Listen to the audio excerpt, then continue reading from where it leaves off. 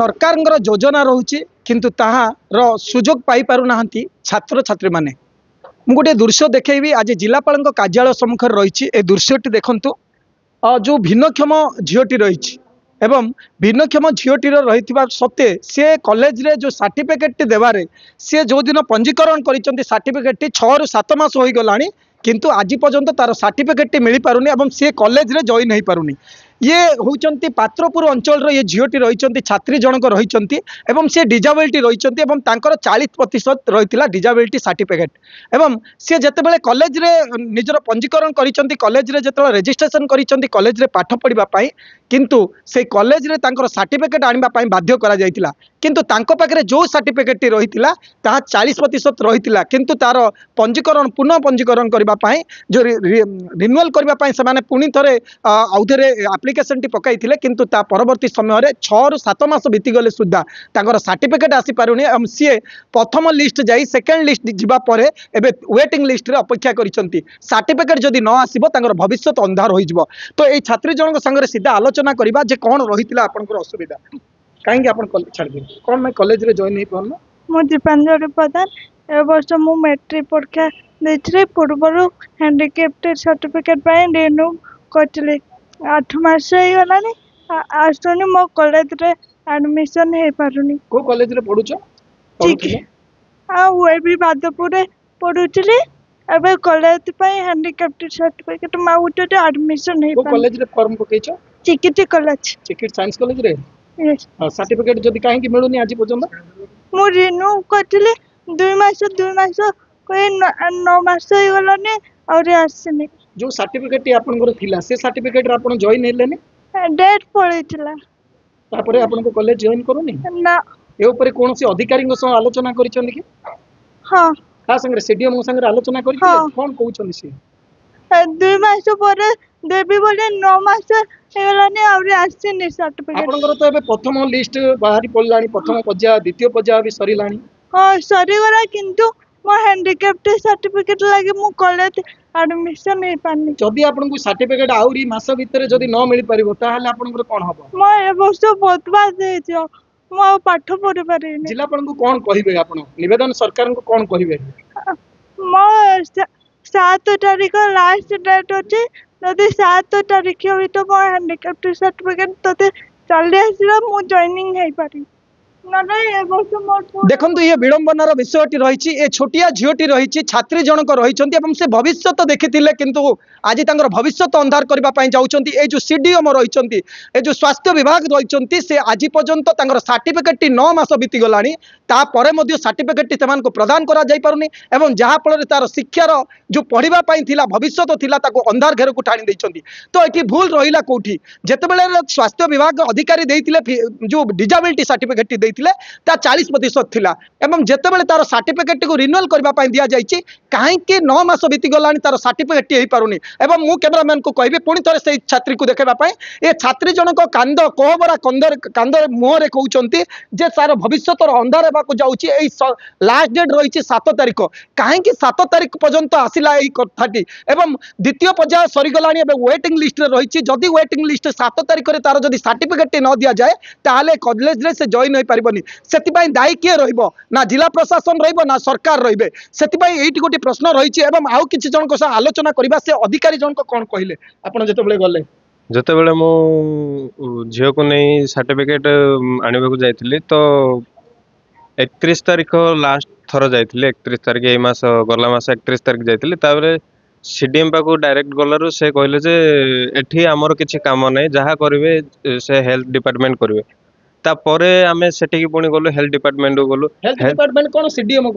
तो health department रो ना किंतु जोटी आमे डिसेबिलिटी पे अप्लाई करथिलु सेठी को गलो सेही मेडिकल सिटी मेडिकल को गला परे से कहले जे एठी आमे किछि करि पारबुनु आउरी आमे अप्लाई करथिलु नवेम्बर मास गत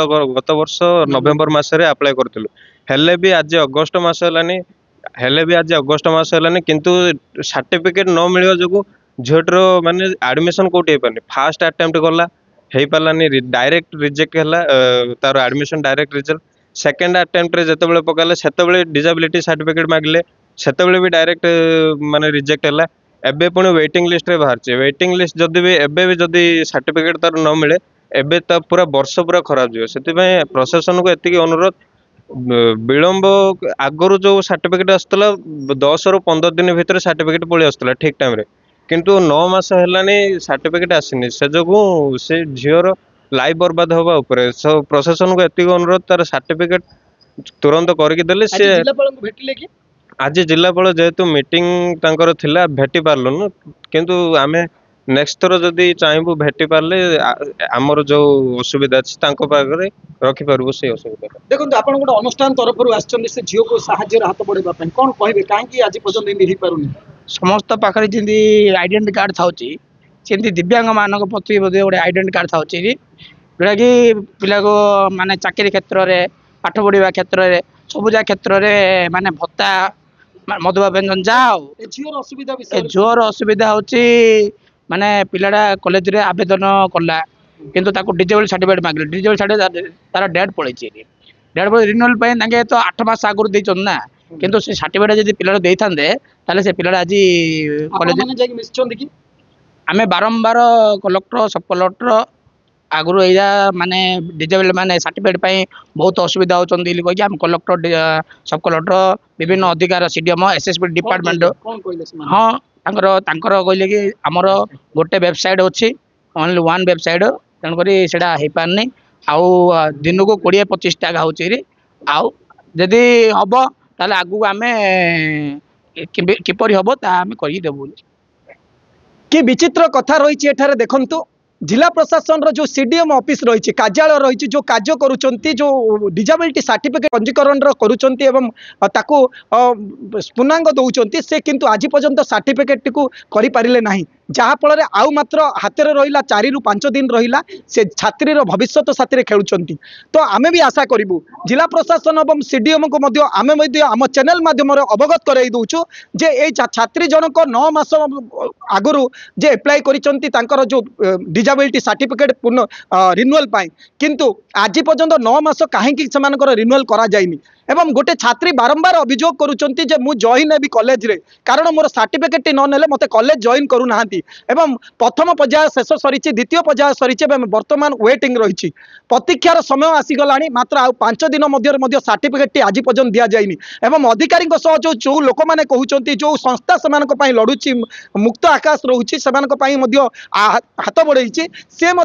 अधिकारी सहित आलोचना करें अधिकारी कहते आम दिन को गोटे करुचु गोटे वेबसाइट रही जहाँफल छात्री कथा को अवगत अच्छा ना ना जो अधिकारी मैंने एसी रे बसुंट से छात्री जो असुविधा रही छात्री भविष्य अंधार होगा जाऊँगी अवगत अच्छा ना ना ये बड़ प्रश्न रोचे निश्चय भाव में जितेबाला न्यूज को आपण मैंने देखिए ए छात्री भविष्य अंधार होगा जाऊँगी 5 दिन मात्र हाथ में रही तार सर्टिफिकेट न प्रदान कले तार जो प्रथम वर्षर पाठ पढ़ाई जो आशा रखी तार भविष्य गढ़ाई रखी धीरे धीरे लोप होगापाई जाऊँगी तेणुक आपण मैंने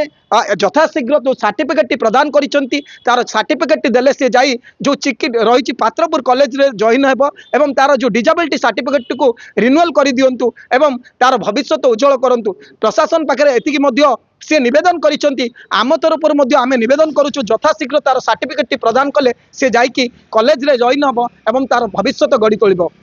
छत्रपुर सुधीर कुमार नांग रिपोर्ट एमबीसी न्यूज।